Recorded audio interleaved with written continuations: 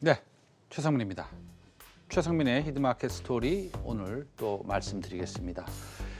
미국에서는 숏 스퀴즈 현상이 일어나고 있습니다. 숏 스퀴즈를 글자 그대로 번역을 한번 해보자면 공매도 목졸림 현상이라고 말을 해야 되나요?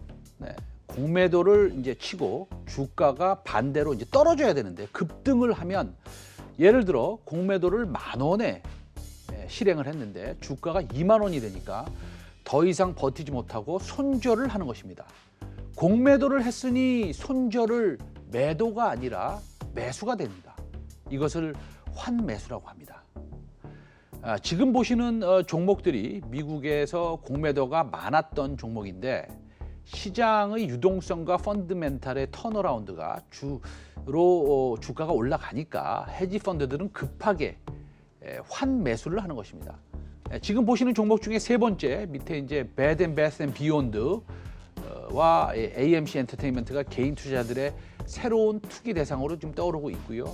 신종 코로나 바이러스 감염증, 그러니까 코로나19 팬데믹 속에서 주가가 폭락했던 이들 주식에 하락 배팅했던 헤지 펀드에게는 악몽 같은 시나리오가 되고 있습니다. 이틀 전 Bed Bath & Beyond 주가는 무려 40%, AMC는 70%까지 치솟았습니다.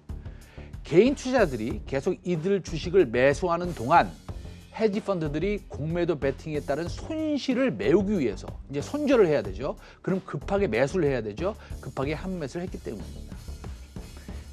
여기서 이제 중요한 사실이 있습니다. 막말로 말입니다. 제가 방송에서 막말하면 안 되는데 막말로 주가가 올라가면 공매도를 한 투자자들은 물을 탈 수가 있습니다.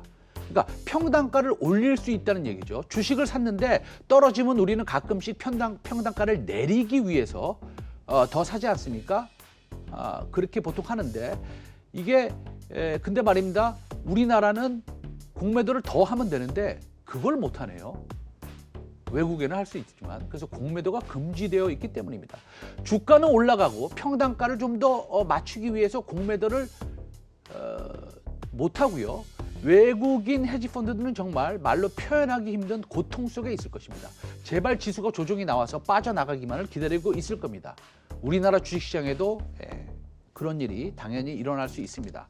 그 대상은 어떤 종목들일까요? 일단 공매도가 금지되기 전에 5, 6개월 전부터, 그러니까 공매도가 금지가 2020년 3월부터 됐으니까 2019년 9월부터 공매도 비율이 가장 많은 종목 중에서 펀드멘탈이 향상되고 주가가 공매도 평균가보다, 그러니까 외국인이 공매도를 했던 그 가격보다 50% 이상 오른 종목일 것입니다.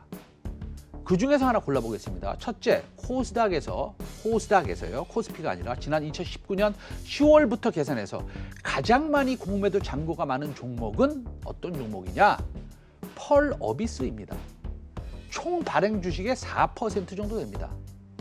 근데 말입니다.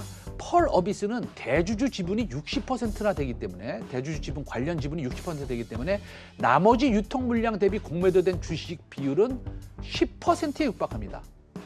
둘째, 그 기간 동안 헤지 펀드의 펄어비스의 공매도 평균가는 18만 7천 원이고 현재 가격은 얼마입니까? 현재 가격은 30만 3천 원 정도 되는데 한 55%의 정도 손실을 기록하고 있습니다.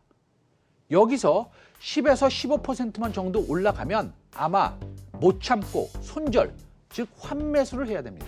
어떻습니까? 펀드멘탈이 크게 훼손되지 않는다면 기대되는 종목 중에 하나입니다. 게다가 말입니다. 최근 글로벌 IT 기업 텐센트가 국내 게임 회사의 지분 인사를 추진한다는 소식이 전해지면서 국내 게임주들이 주목받고 있는 이 시점에 인수 대상이 미국 또는 국내 대형 게임 회사일 것이라는 전망이 나오는 가운데 텐센트가 펄어비스 지분 투자 의사를 전달한 것으로 연합뉴스의 보도가 있었습니다. 단기 매매는 절대 하지 마시고요. 중장기 투자하십시오. 중장기 투자.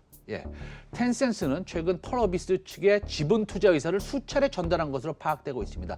이런 모멘텀이 생기면 헤지 펀드들은 마음이 더 급해질 수밖에 없었습니다. 게임 섹터는 많이 오르지 않았고 중국의 판호가 기대되고 어저께 시진핑이랑 문재인 대통령과 전화 통화도 있었고 그 다음에 공매도 평균가보다 50% 상승돼 있고 그 다음에 회사 상당히 펀더멘탈리 좋고 충분히 매수 관점으로 접근해도 될 것으로 봅니다. 물론 중장기적으로 그렇다는니다. 단기 매매, 즉 손실입니다. 최성민의 히든마켓 스토리였습니다. 내일 12시 50분에 다시 찾아뵙겠습니다. 감사합니다.